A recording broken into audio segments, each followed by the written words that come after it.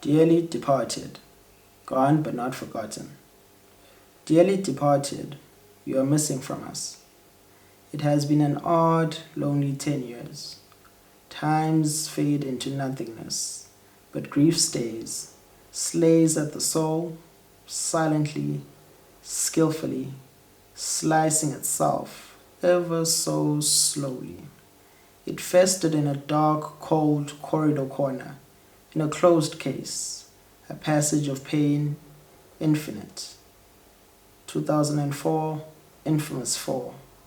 Flashbacks of a free fall into a black hole, a dark, bottomless pit, followed by a fake philosophy, preacher never reached her, at the pulpit. My pre-adolescent soul caught fire. The evils of the world had me lit. Should I call on the divine that's higher? Third degree burns from the urns. I'm in the mines of hell and the devil's a liar. Mind-molested from all the tearless mourning. And it was a mooncast morning. I was excited for the excursion, traveling my passion. Barely breathing, I was gasping. About the same time my aunt passed, living for past tense. Rest in peace, declared deceased. She ceased to exist in the childlike mind of mine. Nowadays, solitude is my recluse. Who would have thought that the grave could house a muse?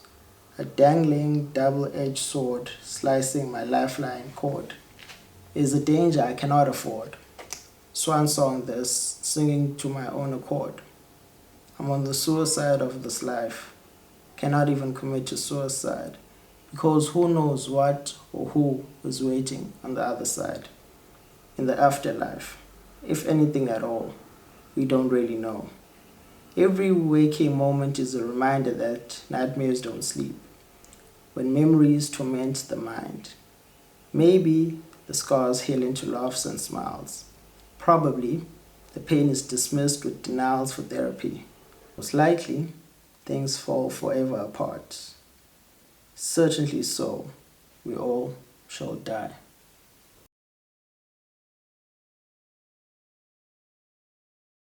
Okay, recording Dearly Departed, Gone But Not Forgotten, which is a poem from my debut collection of poetry entitled Chickens Laying Eggs on the Roof.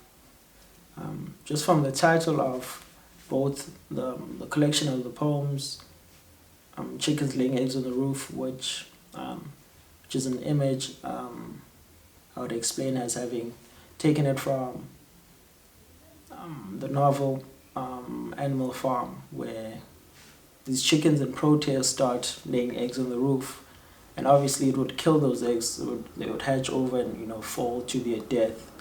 So that image of death as rebirth fascinated me quite a bit, and most of the poems in the collection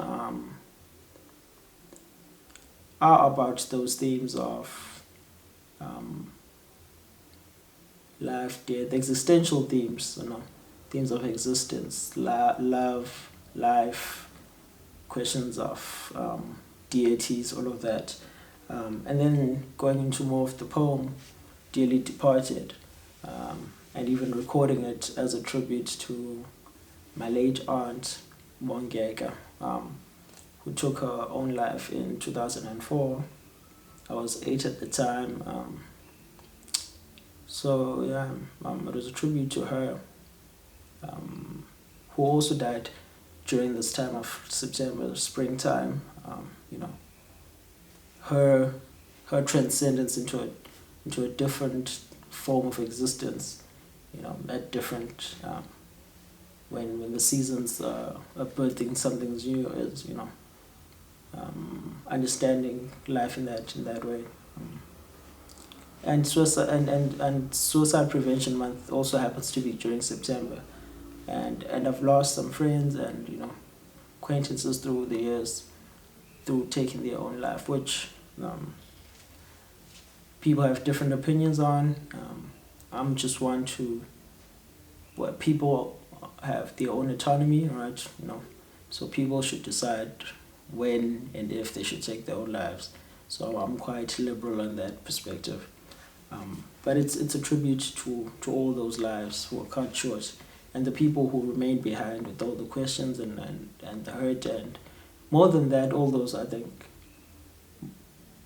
not just the hurt and everything else and the questions, but more the grief, and grief not in a selfish really kind of way, but grief in a, you miss the presence of those people, because everyone has a role to play, whether friendship, family, and just in society. So all those people, it really does feel like they've cut their journey short. So it's a tribute to them, to those chickens who laid their eggs on the roof. Yeah.